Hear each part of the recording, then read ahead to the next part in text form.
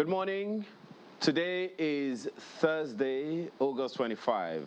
Welcome to the show. I'm Ayo Makinde. Yes, indeed. It's a beautiful Thursday morning. Good morning and welcome to Sunrise Daily on Channels Television. I am Bukola Samuel Wemimo. A very good morning to you all. Welcome to the program. I'm Chamberlain Oso. And sitting right beside him in Abuja, I'm Malcolm Yusuf. Good morning. It can look tricky, I know, right? Yeah.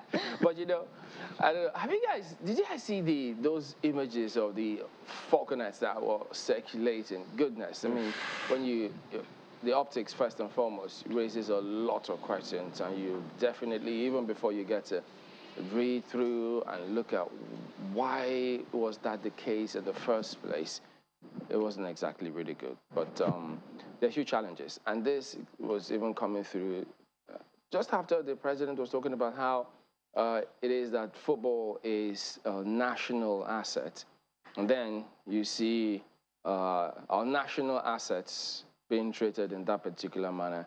It was just kind of, it just jarred one's perspective in terms of, okay, look, what exactly was going on there. But eventually reading through and listening to and seeing all of those explanations, how the flight was changed, they couldn't give them accommodation because they didn't have transit visas. The officials themselves, some of them who didn't want to be named, said that, they'd been on the trip to Nigeria since 6:30 a.m., waiting for a 6 p.m. flight. And look, at the end of the day, no matter how valid some may think the explanations were, we could have done a lot better. Because, I mean, I don't remember, but maybe, guys, you may remind me in case I've not been following football as much as I should because of love for other sports, validly so too. Has anyone ever seen the Super Eagles, in this kind of situation before? Well, definitely. Even though eventually they were on their way, but this internet never forgets. Chamberlain, when I saw this yesterday, I didn't know what to make, because the news came with the explanation which you spoke of. The fact that I think they had missed, a particular flight was delayed. As a result, they missed another connecting flight. And as a result, they had no option than to spend the night in Turkey. At least this happened in Turkey. Now, for them to be able to leave the airport, they were unable to, because we understand that Nigeria had now been removed from the list of countries that was, that also had that were entitled, I think that's the word I'm looking for, entitled to be able to get is it transit visa now, or to just be able to stay within the city, pending when you're able to reschedule your flight. So I think that there's sometimes between countries, they usually have bilateral ties that enable these things. And if we have, I mean, in spite of our friendship with Turkey, because when the president of Turkey came here, we made quite a showing of it, and I think he also invited Nigeria's president. I think the question we should ask is, what were the benefits that accrued from those particular visits? If Nigeria has now been removed from countries whose citizens can enjoy privileges such as is it visa on arrival or a transit visa? I can't quite remember the word that was used on the news last night, but what I know I heard was that Nigeria had been removed from a list of countries that ordinarily would have enjoyed the privilege of being able to go into the country and spending the night in a hotel. And not even the fact that we were traveling with a team that represents Nigeria, that is a national team, changed the minds of the airport officials otherwise. I'm wondering if perhaps the Ministry of Foreign Affairs were involved, or if our embassy in Turkey were involved, could the results have been different? Because this really is very embarrassing. It's a national embarrassment. And we haven't done well by these girls, as far as I'm concerned. And they constantly give us results. They constantly put in their best. And yes, I know that last match they didn't win, but they have been giving us results before that. You don't even have so the thing that really stuck out for me was the fact that we had lost a privilege which we used to have before. Can we ask questions as to what happened? Is there any work being done to ensure that, you know, those privileges are restored? Assuming, is there any loophole that could have been exploited, bilaterally speaking, and, you know, diplomatically speaking, which, you know, could have, because I do not know how many countries, you know, assuming the national team were to also be in our airports, would we say, oh, there's nothing that we can do? Are they going to run away? What's precisely the danger to the country? In here, we tend to treat a lot of nationals like this. We treat them better than they even treat us. And besides, this is gaining a lot more prominence now because it's a national team, but it has been happening to Nigerian nationals who go through that particular airport in Turkey, because even during COVID, goodness, we were just inundated with a lot of calls, complaints concerning what was happening.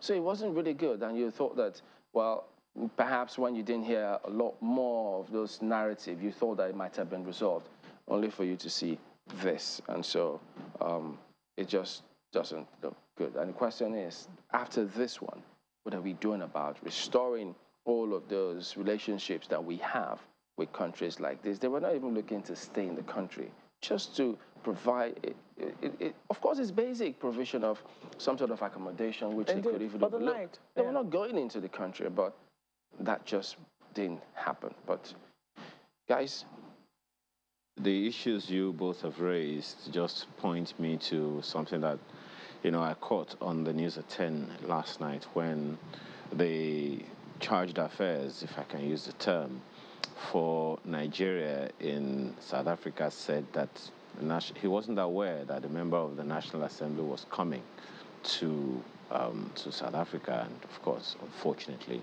you know, his death was reported. You know, it only raised one issue on my mind: collaboration or a lack of it among ministries, departments, and agencies. I mean, I know, whatever, irrespective of the issues you raised about the bilateral relationship, diplomatic relationship, or intervention that could have come our way, at the end of the day, we have representatives of the Nigerian government in Turkey, don't we? If we did it then, we probably shouldn't have passed through. But if we did have, I mean, would they go to bed knowing that some Nigerians are coming through, you know, Turkey, en route Abuja? And that's one of the issues that I think we need to recognize there: the collaboration among the ministries, departments, and agencies in such a way that we know that these things can't just happen.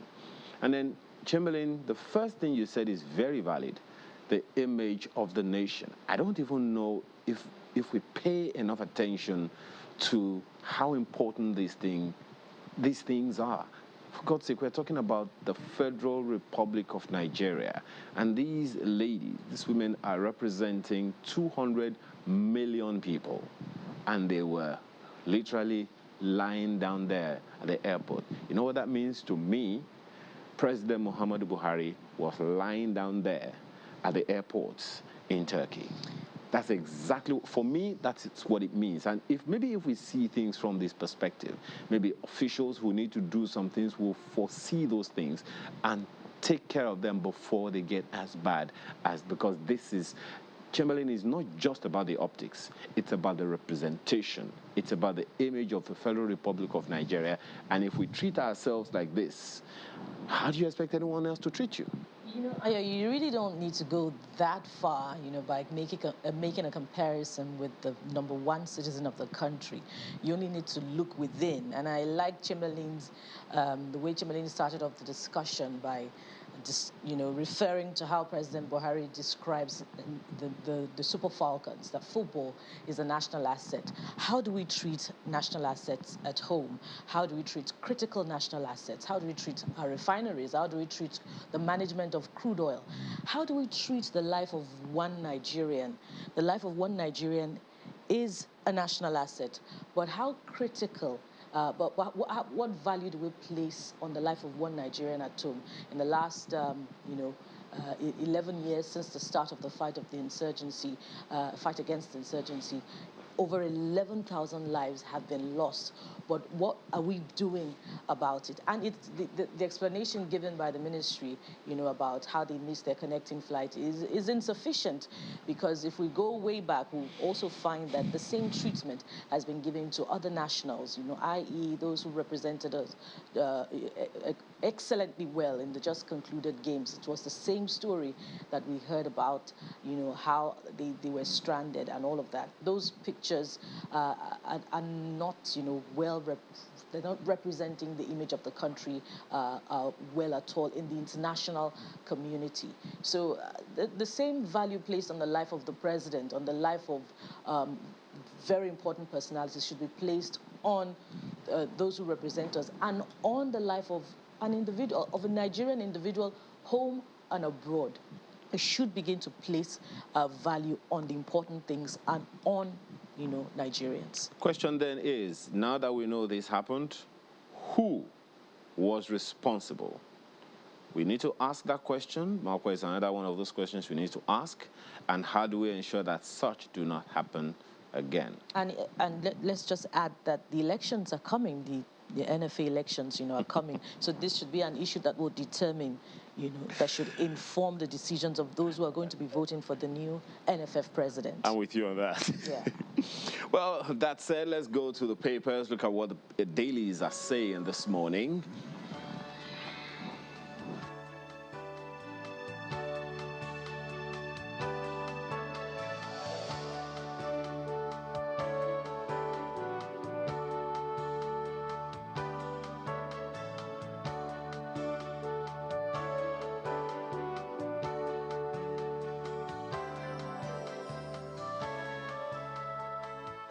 Let's begin with the Guardian newspaper this morning, and what do you have on its front page?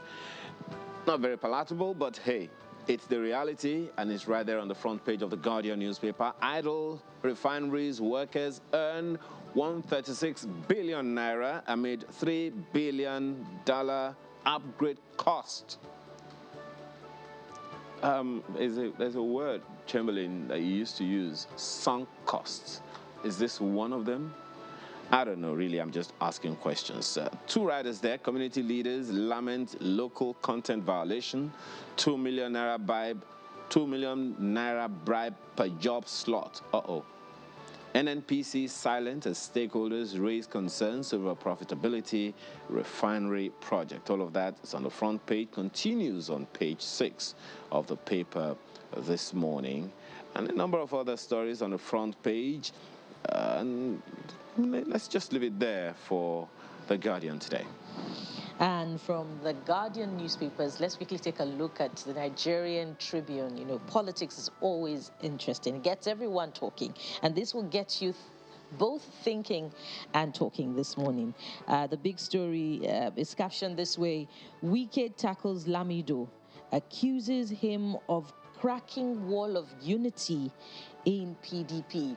That's a page 15 read of the Nigerian Tribune this morning, and he's coming on the back of just another report last night about the candidate of the PDP also making some moves of his own in a last-minute ditch to save the party from this what seems like an implosion ahead of the commencement of campaigns. And that move is taking his own trip outside the country to commence talks or to reinitiate talks with the River State governor. We don't know how far true that is, but of course, in the coming days, it may begin to trickle in, or the after effect of it will begin to trickle in. And let's go above the nameplate, above the big story now, to find these more political stories. To the left-hand corner, to be precise, you'll find IU meets Guba candidates, targets 25 governorship seats. Well, that's some strategy from the PDP ahead of the 2023 elections. You also find President Muhammadu Buhari speaking. That's beneath the nameplate. I will only support APC candidates. There are no Villa candidates. That's Mr. President speaking this morning. And lastly, before we exit the Nigerian Tribune, Sanwo-Olu flags off construction of food security logistics park in Ekpe. Let's leave it there now for the Nigerian Tribune. 2023, Wike will work for Tinubu, says Masari, as Atiku jets out. Quite a host of riders now. Good omen for APC, Tinubu group. Atiku jets to Paris. May meet Wike. Ex-VP hasn't given up on Wike, PDP source.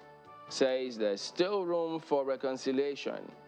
Are you boasts of PDP's victory? I don't believe Tinubu met Wike, Bauchi governor. Wike's aide flays Lamido over comments. Pro-Atiku supporters planned 1 million man march for Atiku in Rivers.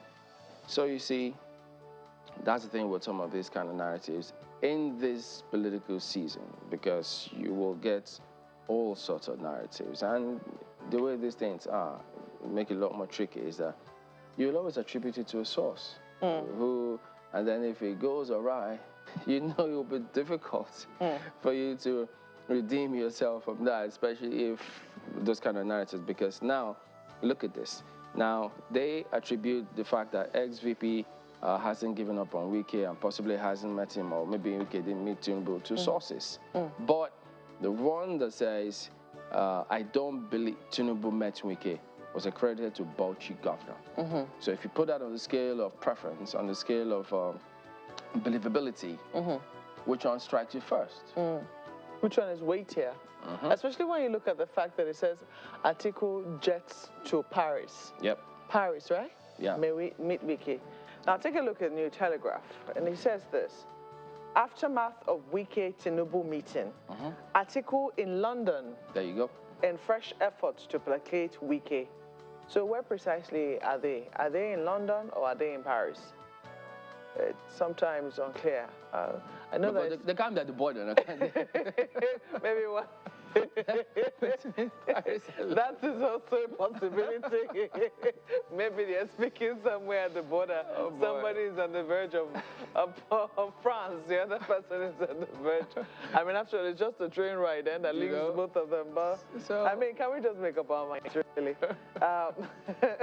This is what the New Telegraph has. Atiku in London in fresh effort to placate Wike. Rivers governor may work for Tinubu. That story is also there. Masari says he doesn't have to leave PDP to assist anyone. Meetings continue. I'll support only APC candidates. That's from Buhari. Warns defectors, those in court against name dropping. Okay, we'll seem that for once the president is speaking up on these things. No, there's no smoke without fire. That statement to be put out there in that manner, you know. It might be a mist. Something. Maybe smoke and mist. You know, sometimes they look alike. Is there no smoke without fire? Whoever they're speaking to, they know themselves. They know themselves. They get the message. Pages 2 and 4 will give you a little more detail. You also see the story here. Reopening Abuja Kaduna rail service now Reopening Abuja Kaduna rail service now insensitive. That's according to federal government. You have to wonder what changed their stance, or was it that they were not in the same line of thought with the with the current NRC, Nigeria Railway, is that service? Is it service or commission? The regulatory authority for the rail lines, and with the people who manage the rail lines, because they had wanted to open the rail lines, especially the Abuja Kaduna rail service, and it was the passengers or the families of those whose loved ones were still in captivity who said, no way, until our people come home, there is no way you cannot open this. You cannot open this rail line. So it looks like this. Yes, the ministry, but not to also forget that there is a new minister on board. So maybe he's also saying things a little differently. Because he says that his top priority is to make sure that they're all released. Indeed. So let us hope that this piecemeal release will stop and that we're able to get the remaining people back as a whole. Each week we'll see 3 people released, 5 people released. That's not what we're hoping for. We want everyone released. That's what that's the outcome we're hoping for. But there was a lot of talk around this, the surveillance that they're hoping to deploy. You'll find all of the details on pages 2 and 3. As FEC approves 43.6 billion naira for 4 Northeast state roads, 11 billion naira for Lagos roads, 1.5 billion naira for NRC. That's the Nigerian Railway Corporation. Yeah, that's what I was looking for. It's not commission or service. Because it's corporation. The ministry can Nigerian always Railway override them Corporation. anyway, so I guess that's what happens. Well, that's there. Yes, indeed, they can. Says 28 billion naira refund for Yobe, Kebbi, Taraba states. So that is also there on the front page as well. You have a number of other stories just beneath the nameplate. You might want to take a look at it. Surveillance contract. Don't provoke crisis in Niger Delta. Pandef warns northern youths. ASU strike. Uniport lecturer suffers stroke, dies over federal government no work, no pay stance. The story is on page 7 of the paper. You know, also yesterday there was a statement making the rounds that lecturers in Ekiti State University had also pulled out of the strike because of the hardship that their members were experiencing. We have not been able to confirm that particular statement, but nonetheless, it made the round. So maybe it's certainly related to this particular story, which we're saying on page 7. But you might want to look at it. Oshibajo, Nigeria needs $410 billion for energy transition plan. That story is on page 3 of New Telegraph for you. Let's leave it there for the paper. Take a look at the front page of the Nigerian News Direct, and I don't know whether you'll be persuaded or you'll be confused. You know, Malkwe, taking for what you said the other time, they should just make up their minds. Front page of the Vanguard says he's headed for Paris. This one says, Atiku heads for London to settle rift with Wike. That's about the 2023 presidential election. Is that the only item on the agenda? The details you may find on page 23 as Buhari vows to support only APC candidates. Wike will work for APC Tinubu. That's ascribed to Masari. Find the details of that on page 23 of the Nigerian News Direct this morning. Only just begs the question again. I think it was something that Malkwe raised, was it on Monday or Tuesday, about the need for us to focus on the issues. How significant an issue this is, I guess. Well, politically speaking, it is an issue. Because I'm doing a double take on it, really. I'm wondering, are we expecting the president to support other candidates besides candidates of the All Progressives Congress? Well, I don't know whether the issue was on the table, but the president said it. Hey, it's news. Well, it's news also on the front page of the Daily Trust this morning, and it's captioned this way: I won't support Atiku, others against Tinubu. That's attributed to Mr. President. Let's take a look at the riders. President will fail woefully if he contests again. That's attributed to a former vice president. Voters, not your support, will determine winner. That's according to the Labour Party. And lastly, Atiku meets Wike in London today.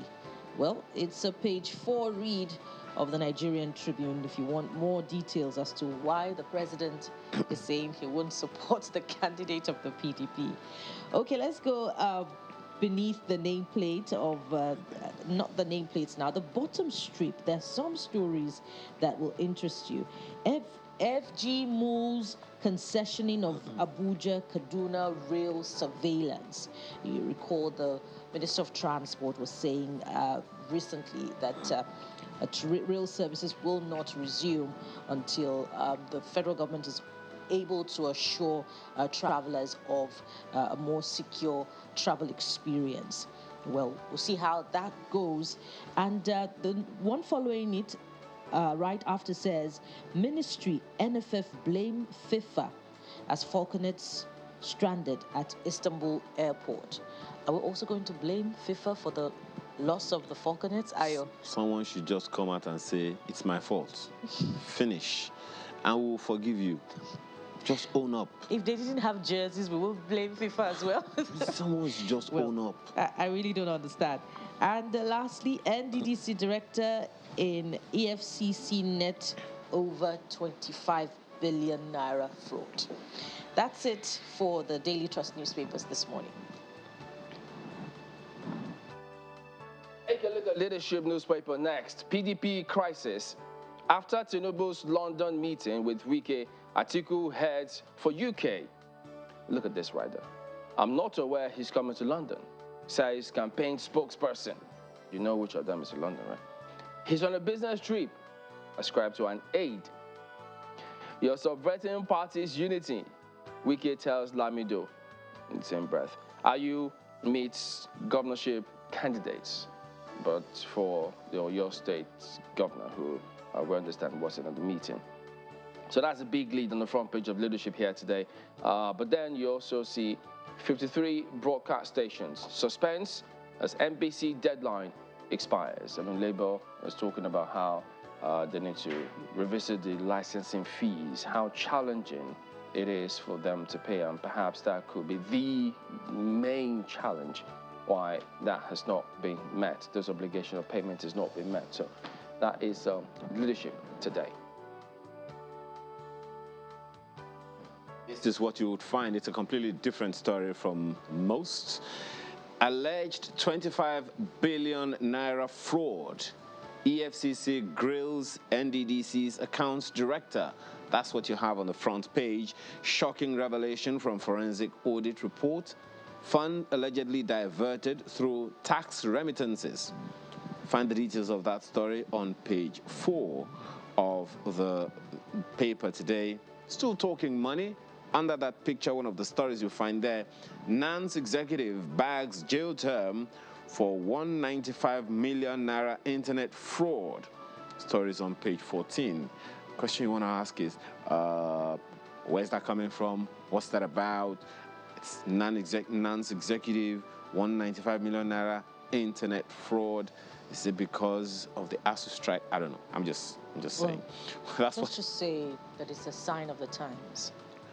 And it's a crime, period. Yeah. The story you'll find on page 14 of the paper this morning. Poverty encouraging vote buying. That's ascribed to UN Women Rep, Country Rep. Stories on page 13 of the paper this morning, and a number of other stories you'll find on the front page of the paper. And I'll let you do the picking yourself. And I guess that does it for our newspaper review this morning. We still have more papers to review. I think we've about covered it. And speaking of which, we'll be covering more subjects. That will be after this break. Stay with Sunrise Daily. As the quest for cleaner energy and net zero carbon footprints gather momentum, Africa must embrace the reality of energy transition and take strategic position to leverage on opportunities presented by the unfolding era. This is the operating focus of these petroleum professionals and allied skills personalities here. A very renowned expert from the Africa has made commitment to the Paris Agreement of 2015 and COP26, but wants to review those in view of guaranteeing energy security through the journey to net zero target. Here are some perspectives. One of them is what's called the net zero emission scenario by 2050 from the IEA, which doesn't mean that we do not emit CO2, but actually that we compensate the emissions of CO2 by other ways of offsetting them or capturing them. Nigeria, through the recently passed Petroleum Industry Act, has a direction and has placed its focus on 4 cardinal areas for sustainable gas development and utilizations as follows: gas reserves growth, optimized gas production, domestic gas utilization, and gas flare elimination. In meeting the growing energy demand in the short and medium term, the upstream oil and gas industry in Africa will need to carry out further exploration and development drilling to optimize reservoir extraction, drill into new targets, and employ technological advances to optimize production level yields for appropriate energy mix. The Russian-Ukraine conflict has since tweaked the narrative on global transition to renewables and sustainable energy, which seem to demonize fossil fuels, leading to defunding of new exploration, bringing along some opportunities, though. For us to be able to do that, we have defined the transition fuel, and we also have new energies. But they are really expensive to put into play. What that means, therefore, is that the traditional oil and gas still needs to fund the transition fuel and new energies. And that's where we play a role, you and I together. Keeping global temperatures rise to within 1.5 degrees Celsius to 2.0 degrees Celsius of pre-industrial levels is possible. Nigeria has a 2060 exit, but says it will join the transition using gas. Africa is also advised to leverage technology while traveling the transition journey. Olu Phillips, Channel Television News.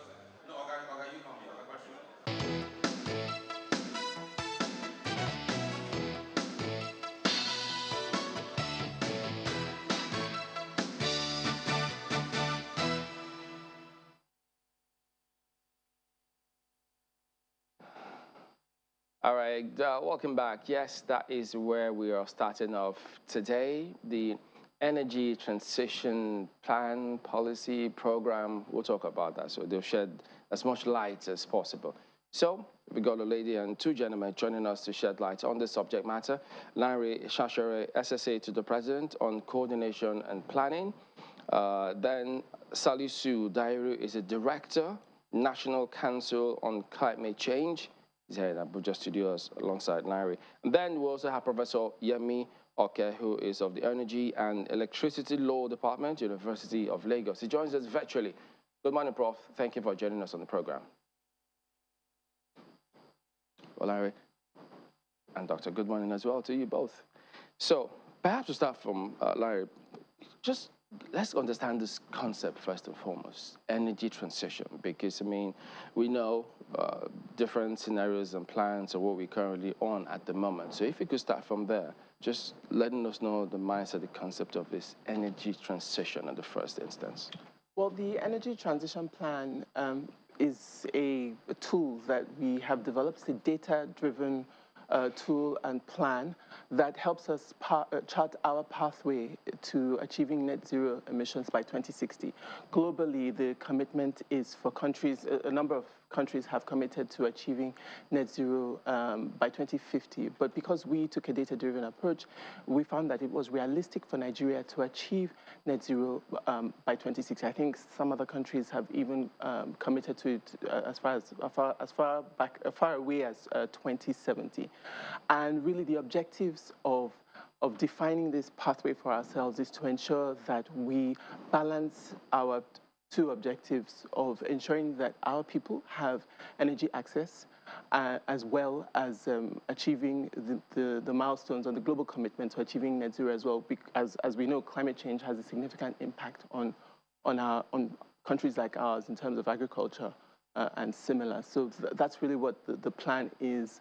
And it covers a few sectors, and it defines this pathway across a few sectors. So there's the oil, power, gas, transport, the building sector as well. And if you look at the plan, there's a website that provides more information, energytransition.gov.ng. If you look through the plan, you'll see specific pathways that plot the route from now to 2060 and how we will ramp up energy access and then also achieve net zero by 2060. So, okay, go on. I was just going to ask, transiting from what to what precisely?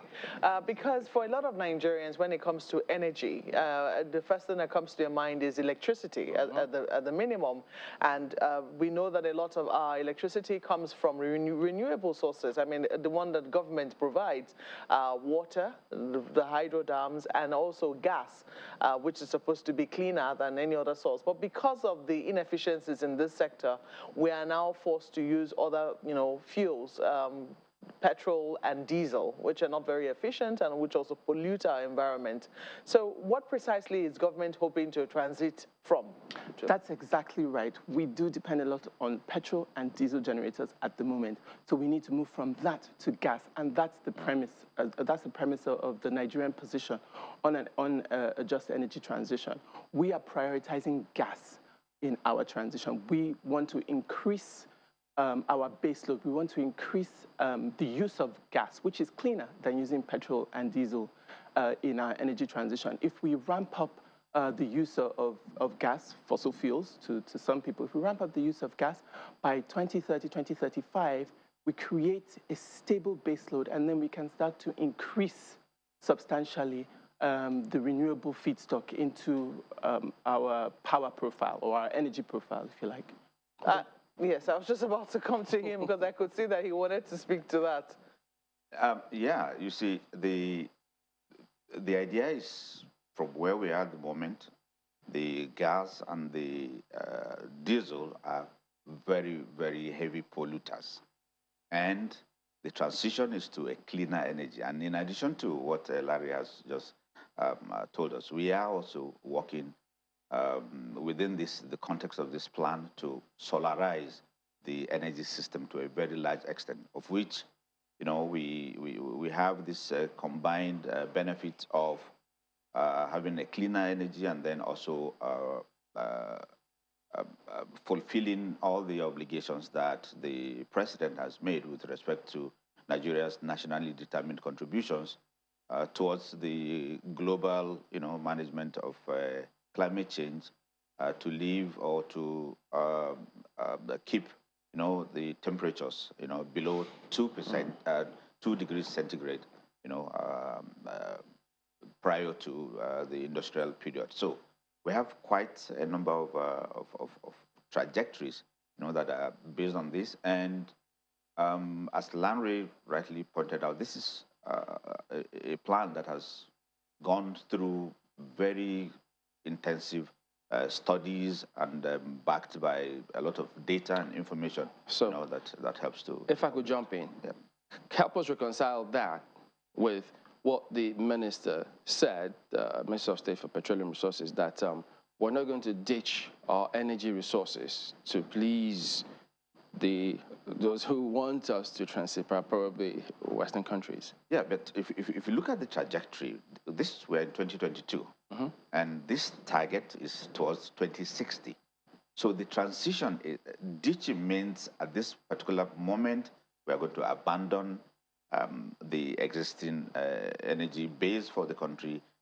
But this plan is to see how we can transit over this period such that the country not only takes advantage of the innovations and the value chain, additions that are going to be generated at various stages of this plan for economic purposes, but also to bring, development across the various sectors of the economy, and then also creating jobs in the process of these changes in technology. And within this plan also, there are, specific targets to absorb even some of the risks or losses that we expect, to accompany. So we'll talk about that mitigations as we progress. Don't worry, now, just a minute.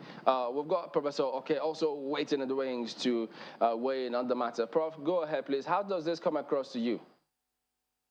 Thank you very much, Chamberlain. It doesn't come to me across as anything new. That is it something that is impressive. Honestly, to be honest with you and Nigerians, it's just a question of motion without movement, really. It's what I call terminological deployment. You're just deploying terminologies, nothing new is done or said. Frankly speaking, there's nothing new in the solarization plan, meaning that we should not place a lot of emphasis on using solar as a form of renewable energy. But the question is, Marco rightly asked the question, is it available? Is it sustainable? Is it affordable to Nigerians? Most of these policies are just cosmetic policies that wouldn't really percolate down to the Nigerian masses. Now the lecturers are not being paid. Speaking from our own constituency, can I afford solar? I mean, Chamberlain and Marco, if you have solar panels in your homes, even inverters, I'm sure you know that will cost a few millions. It's not cheap. It's not cheap. It's not even affordable to Nigeria. So when we're talking of bringing about alternatives, that makes sense to me. If you're having alternatives, what are you substituting for?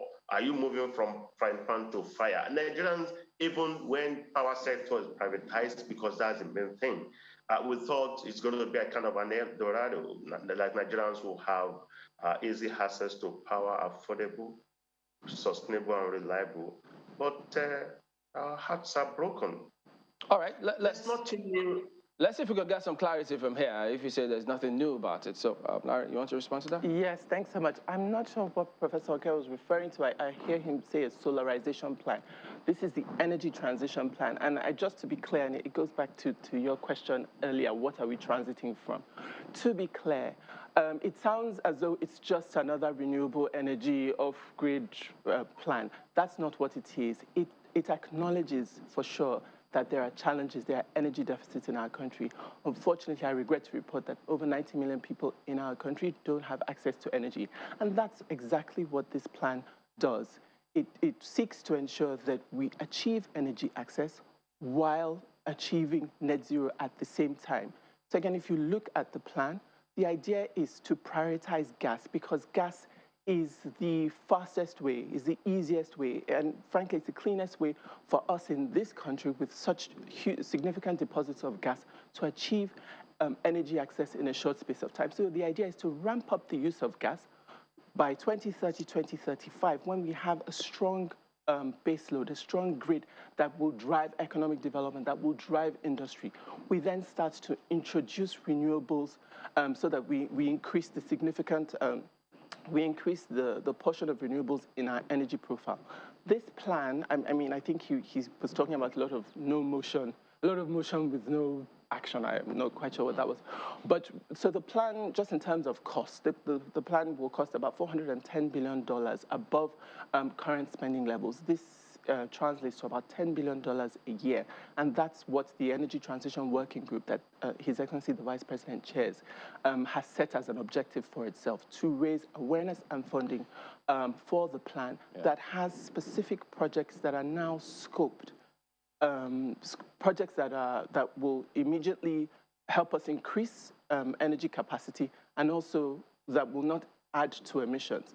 Now, and it's not just power, it's also clean cooking as well. We also have about 175 million people in this country who don't have access to clean cooking.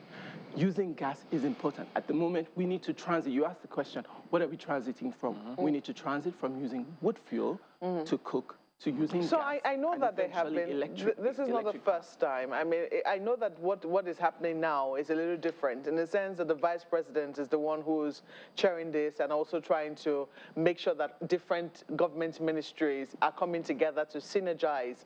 But before now, we had a plan by the Ministry of Environment to ensure that there was clean cooking fuel. I think there was a time when these clean cook stoves were launched, and there was an effort to get it to rural communities. There was a time that we're trying to bring down the price of cooking gas and ensure that rural women also had access to it. We've also seen a time when a national gas plan was launched. All of this was in a bid to ramp up electricity generation. That hasn't quite panned out. So the question is, what are we doing differently this time? Because for a number of people, they believe that if we can just get our electricity sector right, maybe this plan can even be accelerated by, I don't know how many years. But the problem they see is the fact that our current electricity generation, transmission, and distribution isn't quite efficient. And maybe that's why we're left to even be talking about fossil fuels in people's homes. So what is different? What precisely are we doing differently? And why so late in this administration? Because only so much can be achieved before now and the leaving of this particular administration. I think to a large extent, if you look at this plan, it's actually to address most of the challenges that you just highlighted. And doing it differently rests on the fact that this plan is supposed to be driven by a lot of private sector involvement at various stages of its implementation. And in the past, yes, we've had, this disjointed planning and kind of different sectors working in silos and not having, the ability to, because the issue of this energy now, seems to transit, or rather, involves more than just one sector. For instance, you also have the oil and gas, you have the electricity sector, you also have the forestry and forestry-related matters, particularly with issues of charcoal. So this plan is addressing, the challenges associated with the failures of majority of the activities that have been put in place earlier to really address Professor the issue of energy. Are you suggesting, is your point such that our challenges notwithstanding, we shouldn't consider this plan, which they say will get us to a better place? Chamberlain, what I do is to say it the way it is. The energy transition plan is not saying anything new. Let me give you instances. It's all about keying into the COP outcome. That is Conference of Parties to the Climate Change. And each time they meet, they try to incentivize compliance. And that is why some $10 billion is available, and Nigeria is in a hurry to roll out plans and to roll out schemes, to roll out targets, to roll out unrealistic structures. There's nothing new, really. Okay, let me take you back. The one that made a lot of sense to me was the Bhutanization policy of 1986 of the military era. What was Bhutanization policy?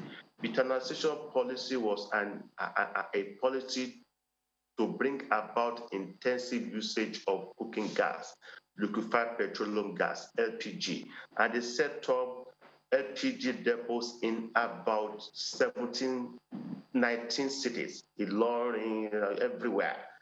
Thereafter, they stepped it forward to cylindrization policy, meaning now that we are producing cooking gas, we should now package cylinders from home because we are importing cylinders, and we had continued as a nation.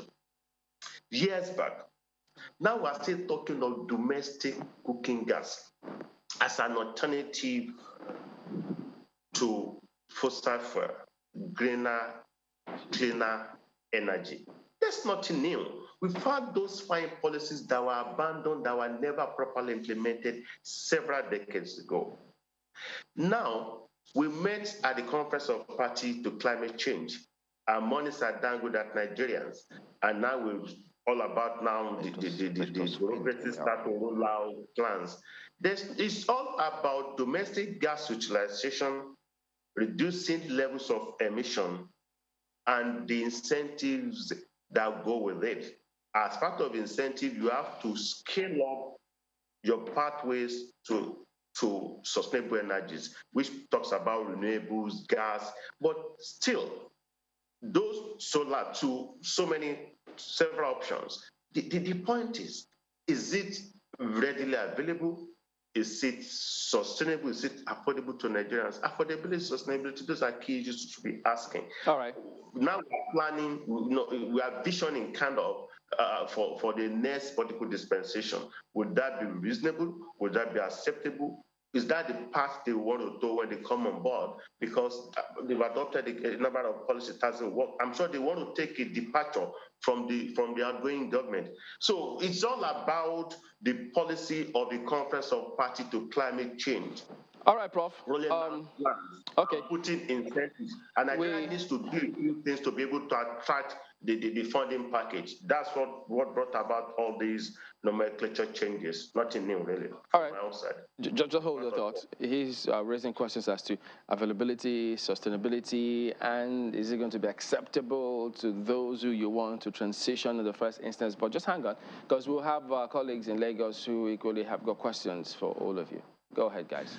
Well, thank you, Chamberlain. I think it's actually a valid place to begin with, Mr. Shore, because I mean, I just did a simple search of energy in Nigeria, something like that, and I have quite a number of agencies of governments: Energy Commission of Nigeria, Nigeria Atomic Energy Commission, Center for Energy Development, Electricity Regulatory Commission, Electricity Management, Electricity Liability Management Company, and the list goes on and on. How does this plan, I mean, if anything, if what Professor Oke said is anything to go by, how do all these agencies of government work together or differ from this plan in order for it to achieve its desired goal?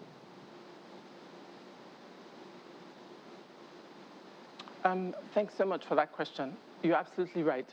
We've got all of these agencies, and that's exactly why we've got an energy transition working group that's chaired by the Vice President and is populated with line ministries and ministers that cover all the agencies that you mentioned. So the Energy Transition Working Group comprises Ministry of State Petroleum, Ministry of Environment, Ministry of Power, NNPC, the Rural Electrification Agency, Ministry of Finance, Ministry of Works, and Housing. So basically the idea, and I think Makwe spoke to this earlier, what's different? We've had all these different various other policies, clean cook stoves, all kinds of other things. The whole point of the working group and the energy transition plan is to draw together various existing initiatives, excuse me, various existing initiatives, draw them together and see how everything works.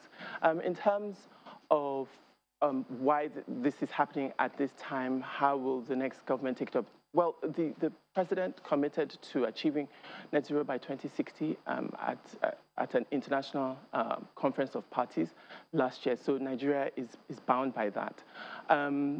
This is a plan that really addresses private sector projects. That's the other issue to be raised as well. I think reference was made to previous programs that were intended to be implemented by government. Well, yeah. What the Energy Transition Plan does is it brings in private sector financing to support private sector projects that will help us achieve Madam, this. you know, what the plan has done going again, just 1 second, data. If you don't mind adding to that, going again to what Professor Oke said the other time, one is wondering what is new really, because, and why now, again, you know, aping on Malquest's question, because there's a document on the internet, Nigeria Energy Master Plan, dates back 2014.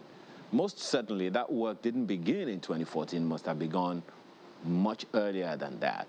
So is it that the government neglected that one or abandoned it altogether to pick up on its own project and then, you know, come up with this plan in the twilight of its days? Because there's those who would also allude that that plan, Energy Master Plan of Nigeria, coming up in 2014, was in the twilight of the previous governments.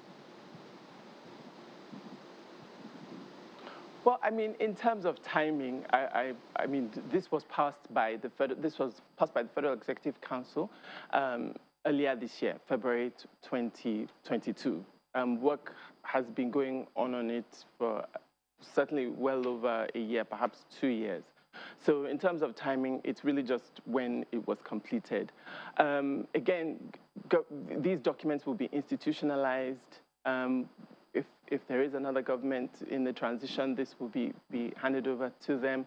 A lot of work has been done in there already, and that's why we have a civil service to carry on the work. So in terms of the timing, I mean, I really don't know what to tell you. I don't know that it was a deliberate plan to release it so late in this administration. Does that mean that in terms of whether it builds on other things, as I said earlier, it does draw together existing work that is being done. It works.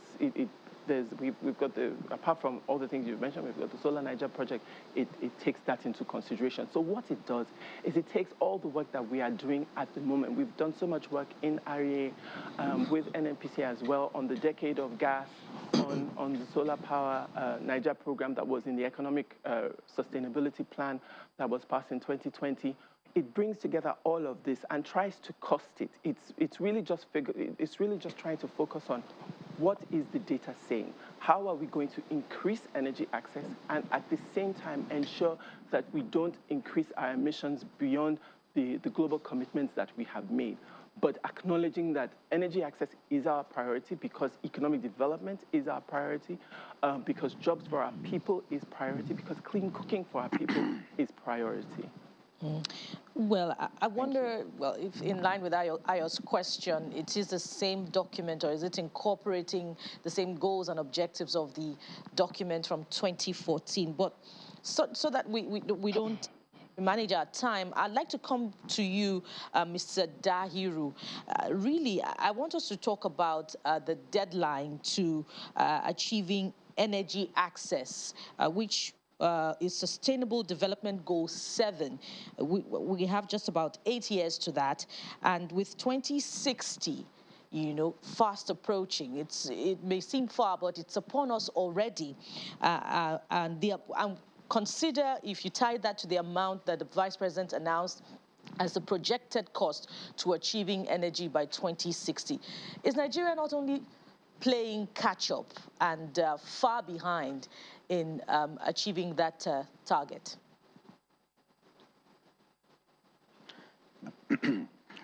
Thank you. Thank you for that question. In actual fact, I think Nigeria is not far behind because there are a number of specific, giant strides that our government has done.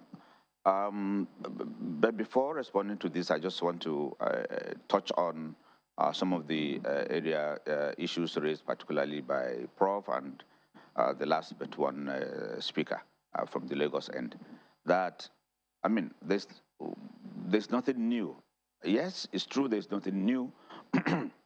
But what this plan did was take into consideration all the previous,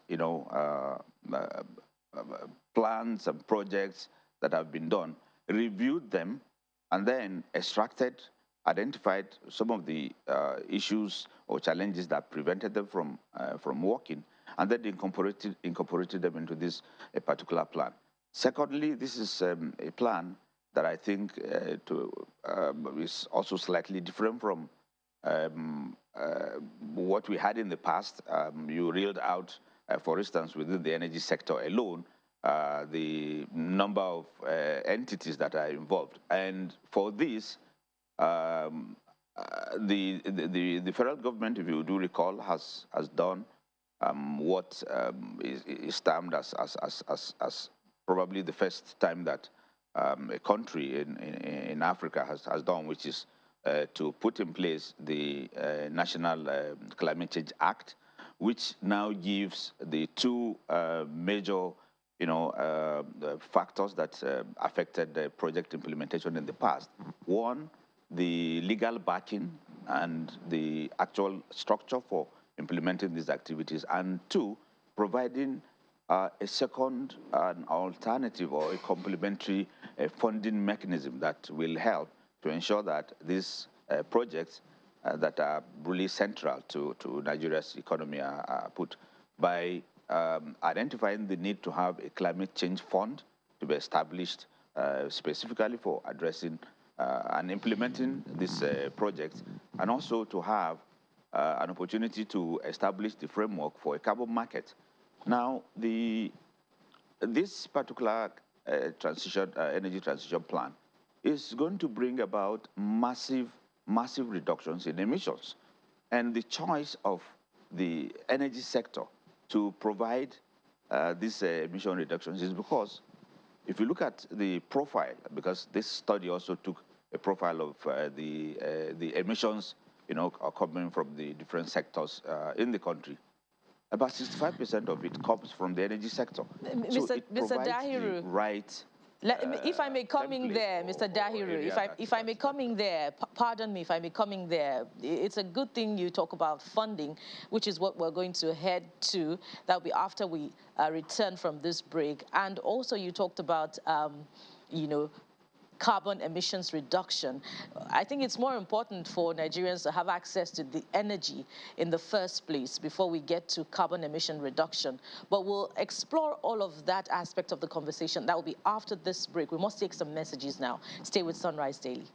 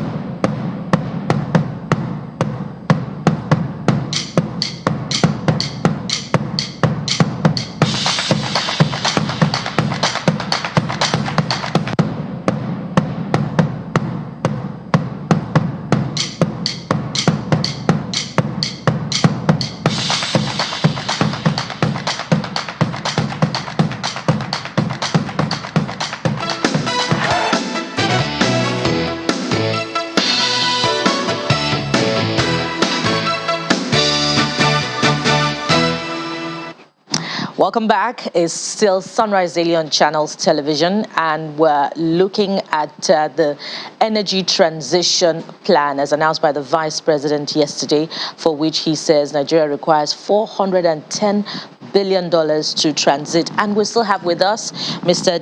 Salisu Dahiru, Director General, National Council on Climate Change. We have Professor Yemioke of the Energy Electricity Law, University of Lagos, and we also have Ms. Lanre Shashore, the SSA to the President on Energy. Mr. Dahiru, just before the break, you were talking about the framework that would make that makes this energy transition plan different from other plans of the past. And you talked about funding, the provision of a funding mechanism, which is why I now want to refer to the Vice President's statement yesterday that Nigeria requires $410 billion. And he in fact said that an initial $10 billion for which to kick off the plan is in the works with Nigeria's partners. And I also recall that the country director for the World Bank is also making a commitment of $1.15 billion to kick off this plan. Please clarify that these commitments are in the form of loans. And if indeed they are, how advisable is it, because Nigeria is in dire straits economically at this time in terms of revenue. And also, no one is going to give the country these amounts without any, other requirements.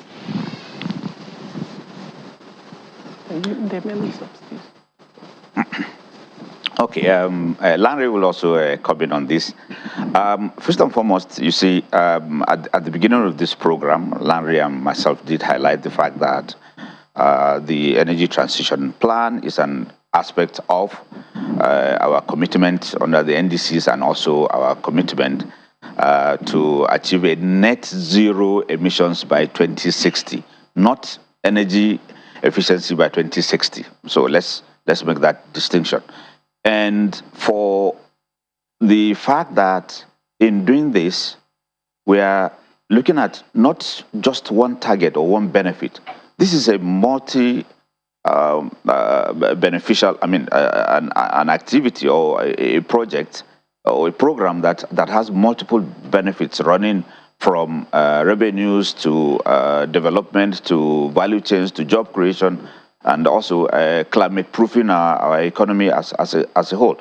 So, because it is discussed as an aspect of climate change, the support or the funding contributions or support that we are getting from these global partners for climate change activities in developing countries is never done by alone.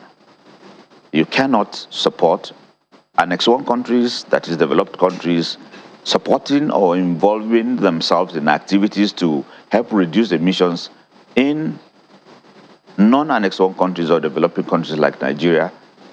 Never do you take a loan to do it. So these are subsidies as well as actual, in some activities, in-kind contributions by way of transfer of technologies, innovations, as well as also embarking on projects that are going to be of mutual benefit to these countries.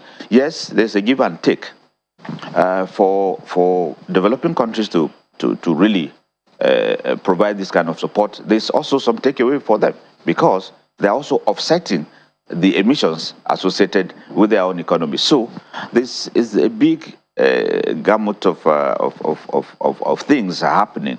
But in the long run, I believe the key question we should be asking ourselves is, what will be the scenario, or what will be the situation in a do-nothing scenario?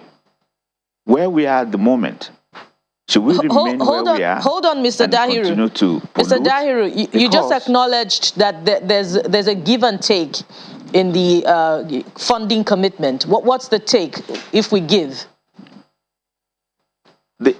The take is, this is similar to an offset project or program or arrangement, whereby the support that is coming is also to offset the carbon emissions associated with the economies of these Annex 1 countries that are providing the support under the UNFCCC.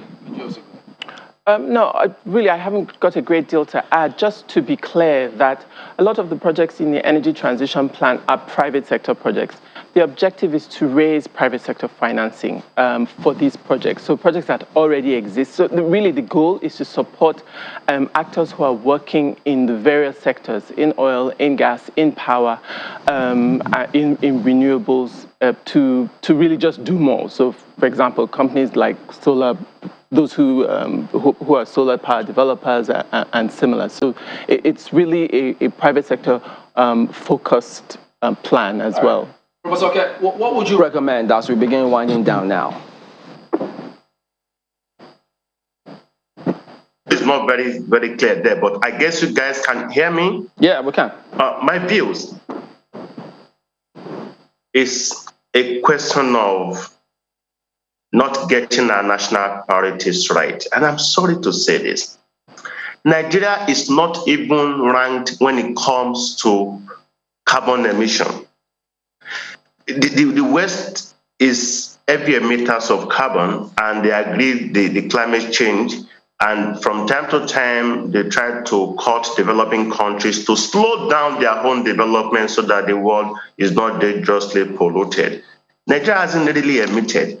So, I mean, we've done several papers on that. That's on the side of the academics, because really, we haven't really developed to that level of starting to cut down growth.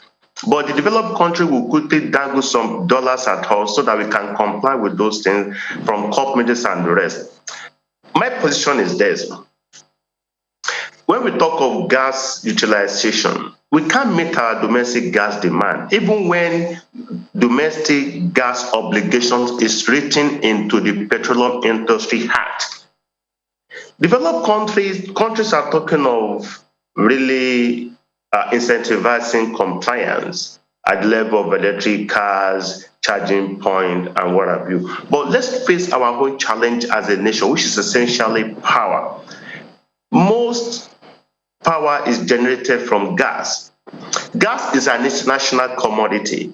The GENCOs are not having enough gas for electricity generation, not to talk of transmission. Nigerians are not having enough electricity. What have we done as a nation to scale up our gas production? If that is what we are saying, it will make better sense to me. But now talking of certain climate change accord that Nigeria is now struggling to comply with, even when a country like US that is really developed is not interested in cutting down its emission. As to say in the academics, environmental sustainability might not be a luxury good for developed countries who haven't developed to start to slow themselves down. Or even some will argue that developing countries may develop in ways that may not be environmentally sustainable, provided they can repair the environment later after they might have attained certain level of growth and development. We haven't developed, we are now being told to slow down. Those who developed and polluted the world, they are now even not interested in slowing down, but we rather aggregate some funds, throw it at us to start to roll out policies and plans to slow down our own development and growth. That's the misplacement of national priorities. Gas demand is huge.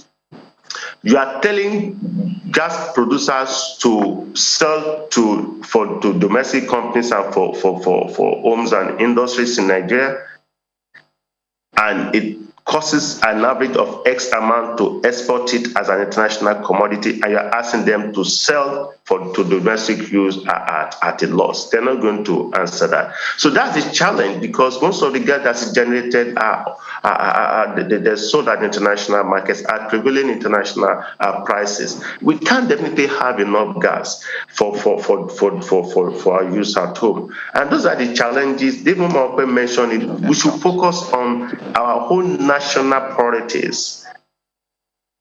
I understand the way they want to go about the plan, but then I can't really see the actual need of Nigerians being met the way they're going about it, because we've had challenges even meeting our domestic gas demand. Okay, Prof. Even when domestic gas obligations is splitting. They hear you, and so they'll just like to briefly respond before we wrap up. In addition to a part of the last bit of what he said is, what does this actually mean for the man out there who is going to be used to his diesel, trying to provide power for himself? So go ahead, as brief as you can, please. Yeah, you popped the right question because of what Prof has been saying, which is what are his recommendations, and probably I didn't get him right, but I couldn't pick, what options that he's giving us. And I did ask the question that what will be our situation as a country in a do-nothing scenario,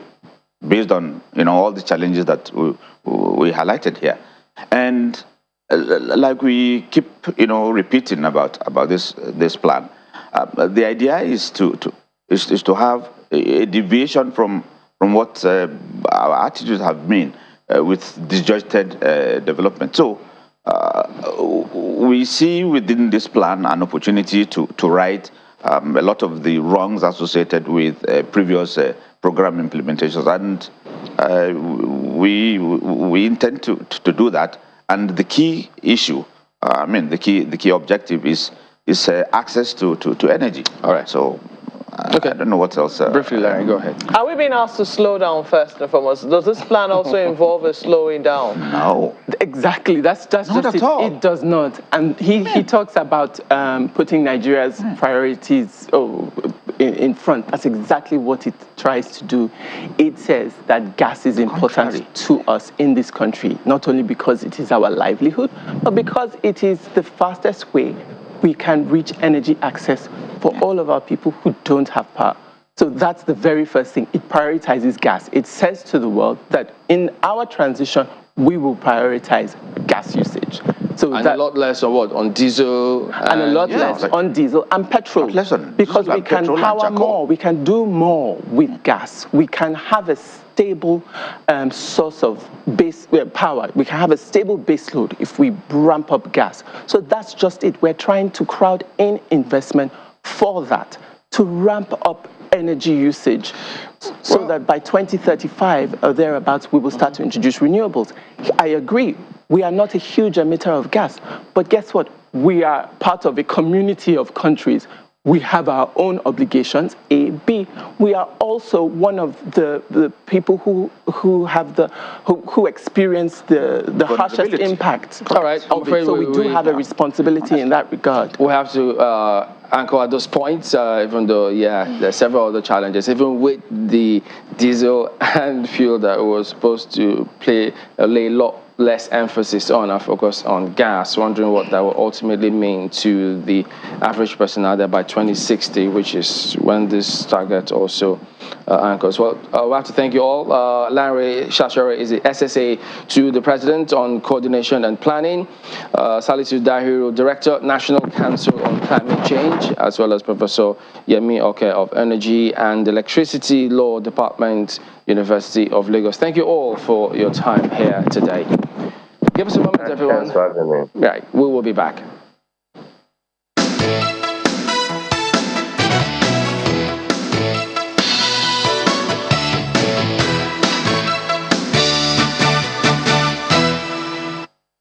We are pursuing these two things at the same time, trying to get the victims of the kidnap released, and at the same time looking for the best solution in terms of surveillance. We are looking at so many options. We want to go for the best one, a sustainable one, and don't forget, ultimately, whatever we have as a template between Abuja and Kaduna that succeeds would also serve the thousands of kilometers of rail lines across the country. If I give you a timeline now, I'll be lying to you. But I can tell you one thing. We are working day and night.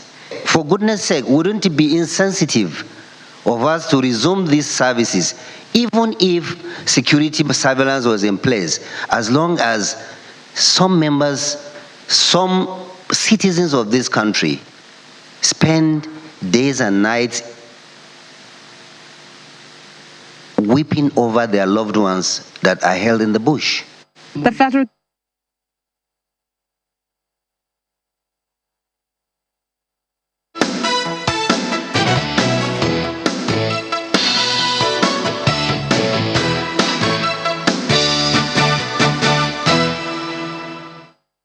For any plan to work, we need to secure the plan and all of that. Well, we want to talk about how we can curb these incessant issues of insecurity that we have all over the place, starting from what we just heard from the Minister of Transport. Sheyi Adetayo joins us this morning. He's a former state security operative, and he is still in the business of security. Thanks for joining us this morning. Good morning. Well, so much has been said and is being said about this whole insecurity issue and all of that. And you have heard, the Minister of Transport say we can't restore services until we rescue the people that have been there. But that's not the only reason. There are those who are still raising issues around the security of that corridor in itself. Otherwise, it's going to be like, it's going to be a show of shame, so to speak. What's your take on that? Or do you think it's just something for the optics? Okay.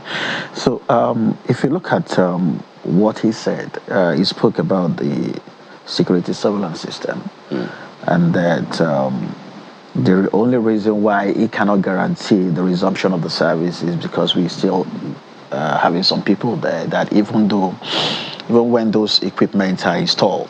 But the truth is that even if we don't have anyone in captivity today and you have the surveillance system in place, it still cannot guarantee security of that infrastructure.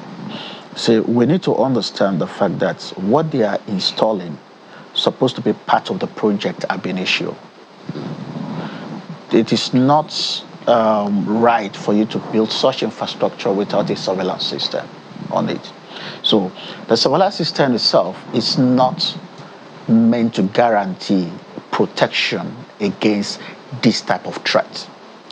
It is largely safety occupies the larger portion of the surveillance system on the rail infrastructure. That's about 70% safety and 30% security. Because when you are trying to build security around an infrastructure, for it to be well fortified, you need to layer your security.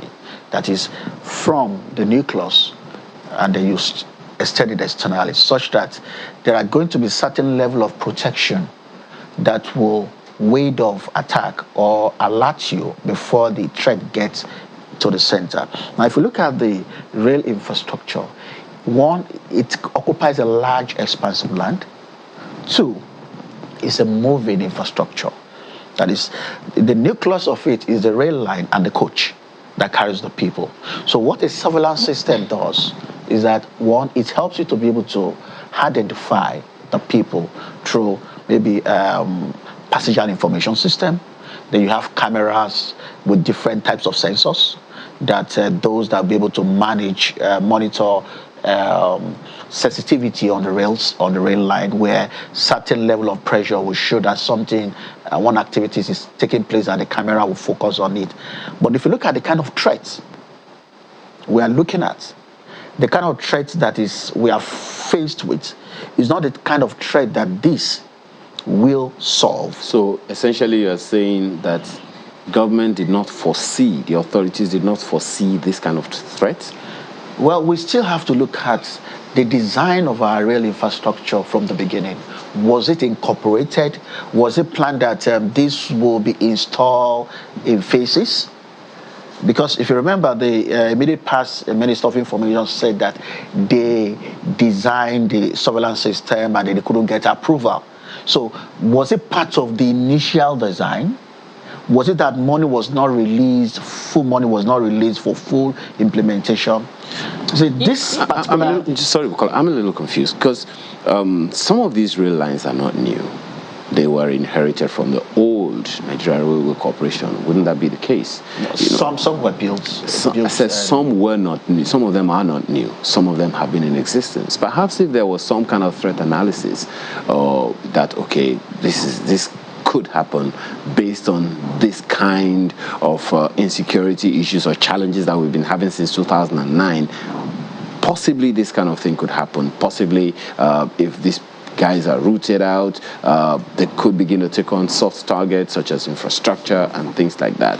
So I'm just wondering if you think that this whole idea, just as you were saying, is it something that government didn't think about? Because to invest the kind of resources that have been invested, including loans, into such infrastructure and not protect them even in our thinking, it's a serious indictment there, wouldn't you say? See, if you look at, there's something called threat assessments or risk assessments. And this is you trying to identify the risk and then also look at the possibility of it occurring. And if it do occur, what is the criticality, its impact on. So if you look at the way insecurity in Nigeria evolved, this whole thing started from the Northeast. Nobody was really thinking that the threat at that time will actually spread and the Northwest become the epicenter of terrorism in Nigeria. That is what it is today.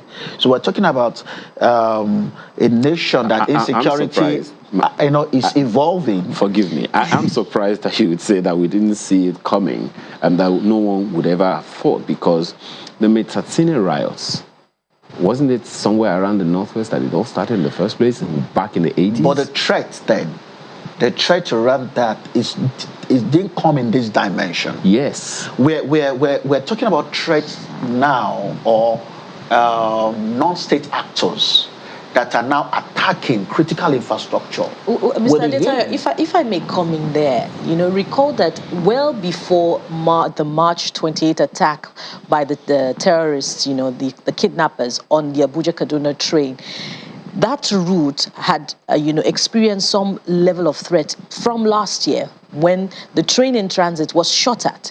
That's a threat assessment. Yeah.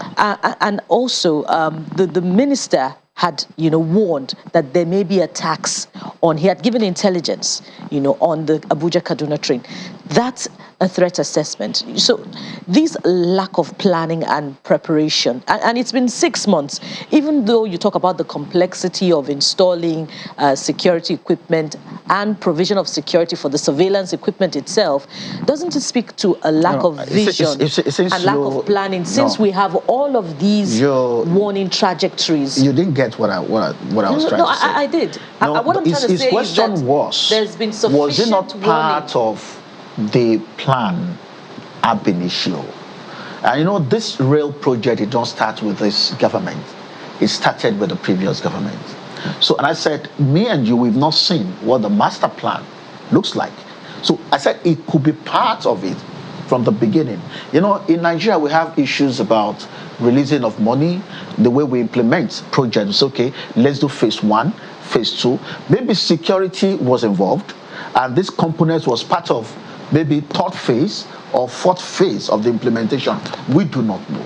But what we know is the fact that sometime last year, the minister spoke about the fact that there is something that they intend to install, but the approval was not given because of certain people queried the cost and then how it was to be implemented. So was it a design that came an afterthought because of the attack on that train, or was it part of it from the beginning? So that's what I was trying to say. I don't want to say, oh, maybe government did not plan around this. But remember I said from the beginning, this is supposed to be part of it from the beginning. When you are designing such, you see, this integrated surveillance system is actually majorly for safety. And I'll tell you why. You see, in every country where you have it, the intention is to ensure that nobody is tampering with the rail to derail the train. So most of the things that are around this is to ensure that safety of there's a difference between safety and security. Yes. Safety of the passenger from point A to point B, and to prevent collision of train and other. That's the reason why they have that system.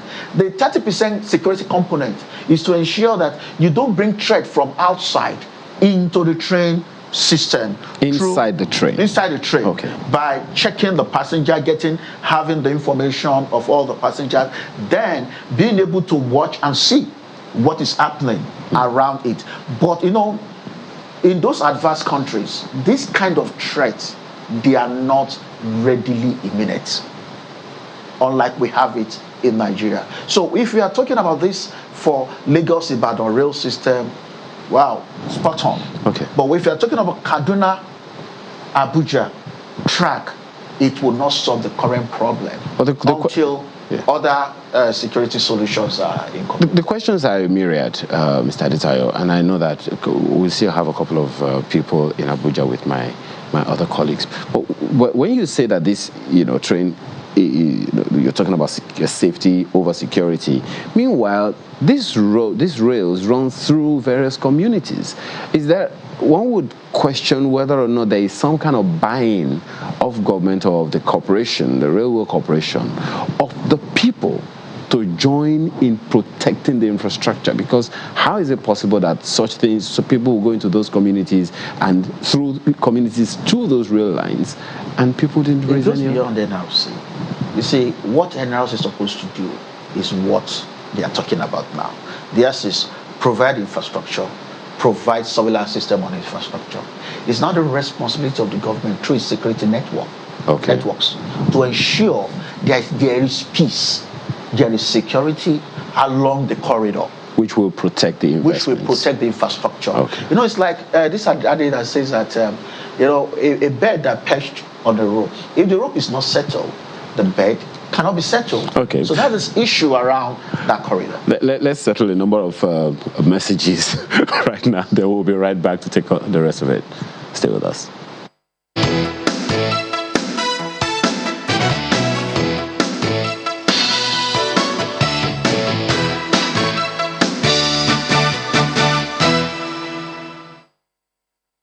Prominent Islamic scholar based in Geshua, who was traveling along from Kano to Geshua in his Honda Accord car with registration number KBT 31AE, arrived at the military checkpoint at Nguru. Lance Corporal John Gabriel requested the Islamic cleric to offer him a lift to Jaji Maji, which he obliged. While driving, before reaching Jaji Maji town, the assailant asked him to park, that there was an unusual sound. However, Nemesis caught up with the culprit when a passerby going to his farm early in the morning sighted a corpse, a vehicle, and some people, then alerted the police from Jaji Maji, who promptly mobilized and raced down to the scene. When he's checking the under of the vehicle, that's when, because even me, I drop, that's where I now remove my own rifle and I now remove my magazine and fix.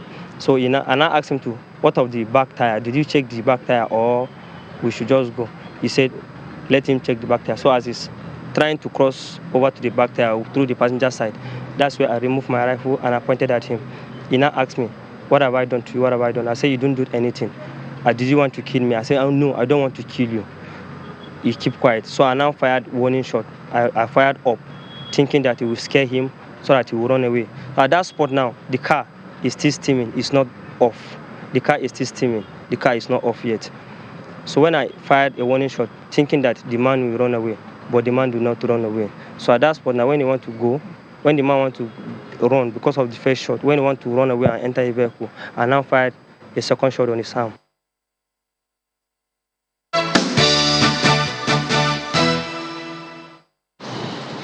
Another perspective to the issue altogether. Let's head for more in Abuja. Oh yeah, thank you. We've got two gentlemen joining us here today. Colonel Yomi Dare is former Director, Army Legal Services, alongside Joshua Kabela, who is former Deputy Inspector General of Police. Gentlemen, good morning. Thank you for coming on today. Good morning. Thank you for having me. Just so many things going on, because I mean, we also understand that yesterday, Lake Chad Basin Commission countries and their security personnel, they met yesterday to consider the growing challenge of insecurity around the area. But about some of the issues my colleagues have talked about concerning provision of security across the country, the rail services particularly, one wonders, I don't know if you get the sense, because I mean, having been there, you might have called one or two of your colleagues. They might have told you that probably, have we done any sort of assessments for that area to see that since it's a moving target, even if we reopen the services, that attack, chances of it repeating itself will be reduced to the barest minimum? Do you get that same sense? Because if they say we need to install a technology-based security solution to allow us, to enable us resume those services, how does that come across to you? Well, just like the gentleman from the Lagos studio did some analysis of this infrastructure, the system, the railway system itself, I kind of align with him. Is that the point here is that it's not enough at this point in time to just install the technology. I mean, these are things that one would expect in this 21st century to have come, you know, with the equipment or the transport itself. Okay, and then aside that, you see, generally here we tend to be reactive rather than being proactive, because we've said it times without number that look, before even the train system started, there were issues on the Kaduna Abuja road, and it was really bad. Several times, military men were deployed there. Force policemen were deployed there. You know, military men were deployed there. It was, you know, undefiled. And then the railway system came into place, and everybody moved, of course, to the rail system. And just like Bukola in Lagos also cited, I mean, at a point in time, you know, the trains was fired at. I mean, that's enough warning for us to ensure that, I mean, how many kilometers of road is this? To ensure that, you know, we do proper deployment. And again, we need to make adequate use of intelligence. You know, I mean, there are settlements along these rail lines, and times without number, it has been proved that even some of these attacks, of course, it won't be unrelated to those, settlements. So what have we done? Well, maybe that's where Ms. Habila comes in. You could tell us, has there been any operational change, modification, if you will, on the part of the police to ensure that they are adapting to our current circumstance security-wise? Yes, okay. For the Nigerian police, you could see also that virtually the security agencies and the military and others were taken aback. They were taken by surprise. And this incident that happened on the 28th of March, if we want to specifically look at what the security agencies have done, we would say that I think not much of planning has been done. And of course, that service is not on yet. But I think that the government have a responsibility, because the government has the responsibility of welfare and security to its citizen.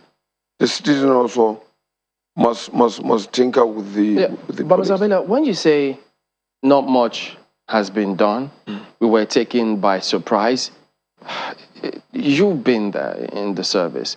Why is this the case?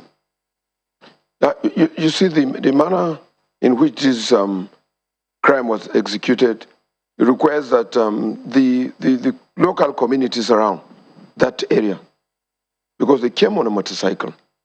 And so long as you do not capture the communities that live in that area, who should be able to put a call through, or who should be able to notice those strange people in that general area and raise an alarm and give that information to the police or any security agencies, once that is lacking, then the planning is not correct. But in operations, pardon me, while this project was being conceived, or at any point in time, perhaps while you were in service, do you recall, was there ever any meeting with the police, the hierarchy, concerning this project, talking about the security component of the project? Yes.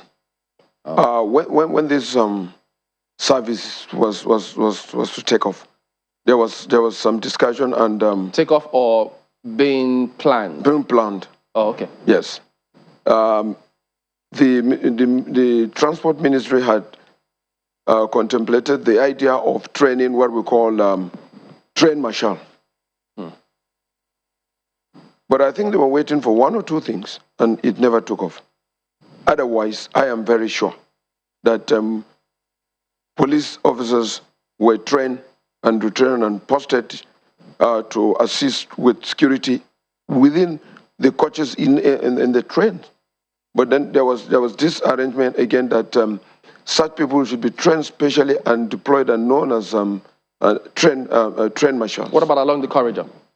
Around the corridor, I think the ministry leverage on the deployment of the police that have been done along Kaduna Road, but I don't think there was specific mentioning of deployment for the purpose of putting an eye on the trains, on the railway. Well, let me change now somewhat to the last story we saw before when we got back from the break about the murder of this of the Sheikh Goni, trying to get his surname now, Sheikh Goni Gashua, who was murdered last Friday by soldiers. Yes. It was a very, very sad incident, because this is a question of trust, which was also betrayed. I mean, someone, a Nigerian citizen, picking up soldiers at a military checkpoint, not just randomly on the road, at a military checkpoint, and these soldiers in turn turning their gun on this sheikh and murdering him. In some circles, there have been, let's say, religious coloration to the murder. It's not clear the motive of these soldiers in doing it. It's not clear whether it is for economic benefit or whether it is some bigotry, which they hold in their hearts. It is not clear yet. But there have been some religious interpretations to this. And in recent times, we've been seeing more and more of these sort of crimes against Nigerian citizens in different areas, in different aspects. But oftentimes, if the people involved are of different religions, we see this religious coloration to it as well. How is this affecting the ability of security agencies to be able to tackle crimes effectively and see them for just what they are, crimes against the Nigerian people and crimes against the Nigerian state? Let me take your own opinion first. Yeah, thank you, Mokwe. Yes, I heard about this and then I read about it, and of course we've just watched it here. I mean, I think this is highly condemnable. Even the president himself said it. You see, as soldiers, we are not trained to indulge in this kind of act. It's totally, condemnable. Is against military ethics, because ordinarily, even as a soldier, when you go to war, the moment an enemy surrenders, you cannot even take the life of the enemy. Talk less of someone who has just offered to give you a ride. So what we are looking at here is one must look beyond the issue of religion here. Unfortunately, we will have to look beyond the issue. So it's likely that these are just some bunch of criminals, because in every society, whether you like it or not, there are fifth columnists. So this is not a representative or a representation of what the military stands for, And incidentally, I mean, Unguru, that place, that was where I started my military career, some years back. I mean, there's been it used to be a very, very peaceful place, from the Unguru, Gashua, even before the rail line there, the Northeast Rail Line, And again, aside that, you find out that once there's a military operation, there's what you call unintended consequence of military operation. People are bound to take advantage of, the exercise and just go wild and just behave in manners that are not part of the doctrine and not part of the training. So in this instance, honestly, this is totally out of it. And for those who are quick to jump at, religious coloration to this, you see, the facts and circumstances are not even the same. They are not the same at all. So we need to look at it, beyond. It is remarkable that the police were able to effect the arrest of the soldiers in this instance. And I do not know if you want to comment on that. It's interesting that we have the police and the army here. Well, maybe before my good friend Habila talks, I must commend the effort of the police at this. Yeah. And I've always said something. We have some of the best police, in the world, if they want to do their job. And in this instance, it was well, demonstrated. So the effort of the police must be commended. And of course, in the military too, I mean, we all support each other. We support each other. Because this guy, first, is subject to the military law and the civil law. And once he'll be tried, once he's tried and is found guilty, he's dismissed, accordingly, and then, given to the police, who will carry on the... That hasn't happened yet? Well, this is a very recent, incident. So there's still time. But I can assure you that is what will, happen. Okay, so I wanted you to comment on that. I mean, the increasing, weaponization of religion in criminal matters, and also the intervention of the police in this particular matter. Yes, okay. It's I do not think that it would be too early for us to assume that religion is one of the bases for what has led this officer to do what he did. Rather, some insanity and something that cannot be placed. And I don't think there's any justification at all. And the police tried by making sure that this soldier is disarmed, and this soldier is going to face the law. But I know that this is unheard of, and this is something very strange. And so his health condition in terms of if he's insane or whatever like that, the public will know. But it's an unfortunate situation that would have been avoided.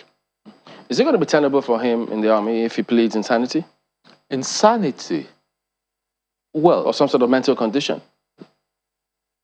That, again, depends on the medical reports, okay? So because if you plead insanity, there must be a medical report. And of course, definitely, you know, even before he got posted, you see, so these are some of the, you know, lessons that even military commanders must, you know, take note of, because there's need for probity and accountability in everything, you know, and because of the current situation, you know, insecurity, you find out that a lot has happened. Even when our soldiers, you know, take part in foreign operations, we find cases like this. Because, I mean, and it is not akin to our crime alone. Yeah. Even when the U.S., you know, all the activities. In fact, that feeds to the next line of question, because you've been Director Army Legal Services, yes. So you know the purview of what can happen. So how does PTSD fit in here? If he says, if perhaps that comes in his trial or court martial or something? Well, I mean, he's a young soldier. Don't young soldiers suffer PTSD? Well, again, it all depends on how long he has been there, you know, which, of course, again, underscores the need for regular, you know, regular orientation and regular redeployments, you know, so that you don't allow them to stay too long. You know, this is coming up because we've reported several cases, yes, where they say the policemen or the army officers, they just somehow, you see, it appears as though it's freak scenario, accident or shooting, yeah, and we haven't actually been so very point blank saying, look, this is a clear case or sign of PTSD. So it comes across as though we gloss over those kind of things, yes, say, well, in this climb, they're supposed to be strong, yes, they shouldn't succumb to PTSDs. That's why we ask, what kind of considerations do we give, or what should they be looking out for to ensure that cases of PTSD or symptoms of PTSD are spotted in good time and attended to? Well, like I said earlier, the facts and circumstances are not the same at all. Because this is a clear case of either the guy has an economic motive, he wants to rob this guy. This guy is in a beautiful car, and he sees him, you know, the way a cleric, you know, I mean, would just dress simple, and I just looked at him, oh, come on. That thing just comes into his head. Let me get rid of him, and all these things. But again, because even you can listen to the soldier himself, that he's really remorseful, he's very sober, you know, because it was uncalled for. It was just uncalled for. And then again, I don't think it has anything to do with religion in the circumstance, because he as a soldier, you know, a soldier has no color, a soldier has no religion, you know, a soldier has no tribe, okay? A soldier is for all. And that is the training. The thing is, that's the training, but how are we ensuring that the Nigerian public are interpreting these things in that manner? Because whether or not we like it, in recent times, the sort of crimes against the state we have witnessed, insurrections we have witnessed against the state, have oftentimes taken on a religious coloration. And we've been, you know, saying for years, Boko Haram, they're not Muslims. When things happen on the other side as well, we say, no, that's not a representation of Christianity. But that doesn't stop the Nigerian public from still looking at these crimes in this sort of manners and coloring them as such. And I'm wondering whether there is any effort. Are we doing anything extra to ensure that, you know, crimes are treated for just what they are? Crimes. And that is now a clarion call on leadership. A clarion call on leadership. That when we have cases like this, when we have criminal matters, it should be dispensed of expeditiously, okay? You know, whether it's a Muslim, whether it's a Christian, it should be dealt with appropriately. Because Nigeria, of course, it's so cosmopolitan, you know, that we just must take care of every side, you know. So in fairness, because you must have seen the trend of things. I was talking to someone yesterday, and we were just discussing. And of course, the person said, look, by the way, this Chibok girl, you know, was immediately married out, you know. I mean, and a Christian for that matter. And then the next thing now, you know, the last incident of the train, you know, the 20th of March train incident. Yes. There's also a Christian girl there who is reported that the leader of the sect, you know, is trying to marry her again. Yes. So I mean, all these things, you know, and of course, again, there's the theory that I mean, in recent times, most of the people who have been freed by the insurgents are just from one religion, you know. So there's need for us. But most importantly, I think the government should just do everything to go all out to ensure that, you know, all these captives are released, and immediately too, so that we can have, you know, peace, and we can assuage nerves, you know, of the you know, religious coloration into our governance. Yes. When you hear that, well, it will be insensitive to resume the rail services because of those who are in captivity, I mean, naturally, many will want them to be released, but they will equally ask that, does that then suggest that if they're not released, we don't know, however long that takes, that service cannot continue, even if the security agencies can guarantee us that it is safe to resume that service? Well, there's the need for the Transport Ministry building trust and capacity of the system they put on ground to ensure that some of these things are put into check. We still have quite a number, and there are still a lot of information coming out to say that they are even trying to marry one of the victims of this incident, a girl, a Christian girl, also to a Muslim right out there, the leader of that team. And so this thing is still as fresh as it were. But I also think that, like it is in security cycle, security, ensuring security of properties and the people must not be left in the hands of the government. Okay. All right, Mr. Bella, pardon me, we need to jump in there and thank both of you for coming on. Colonel Yomi Dare, former Director, Army Legal Services, as well as Mr. Joseph Kabila, former Deputy Inspector General of Police. Thank you both, and good to see you directly here in Abuja. I know you're surprised a little bit. Well, we still have something to wrap up in Lagos, guys. Thank you. Well, thank you, Chamberlain. Well, Mr. Adetayo, I know you wanted to add a word or two to some of the things that you heard, especially about the soldier and all of that, but we have limited time. Make it quick. Okay, quick one. See, there is a pattern in terms of what we've been seeing of late, of recent. We've seen soldiers killing their superiors. We've seen soldiers, shooting civilians, shooting police soldiers fighting. One recently in Lagos. There is a pattern.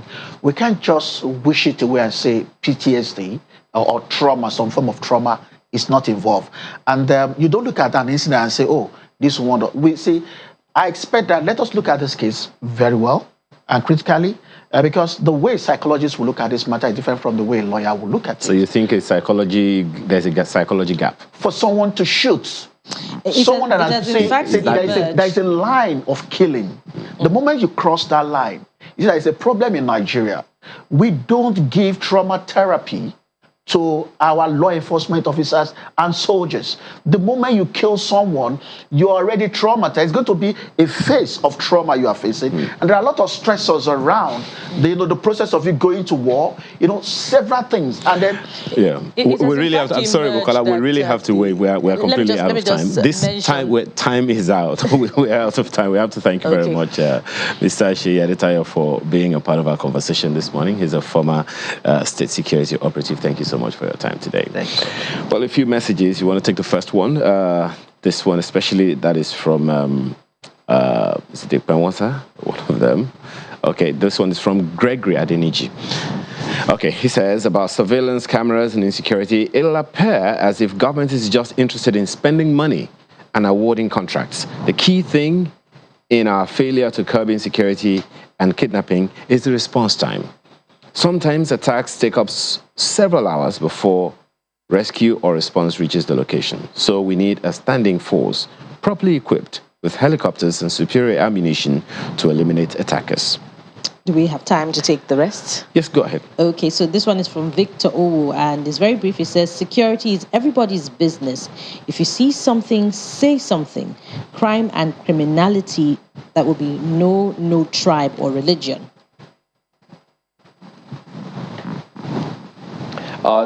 Yeah, go ahead. It's a tweet from Willie Baitoro. He says, no doubt the energy transition plan is a welcome development for Nigeria, but first, I think we need to address our energy deficit, access challenges.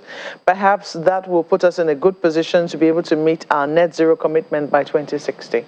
Dr. Huavi says, with the uptake in electric vehicles and other machinery in Nigeria and across the world, gas-to-power generation is a more realistic option for Nigeria's growth and development trajectories. Well, so many more, but we have to thank you this morning for sending in your contributions and for watching. We don't take it for granted. I'm Malkwelgun Yusuf. I'm Chamberlain Usal. I'm Ayo Makine. Have a wonderful day. And thank you for watching. I'm Bukola Samuel Wemimo.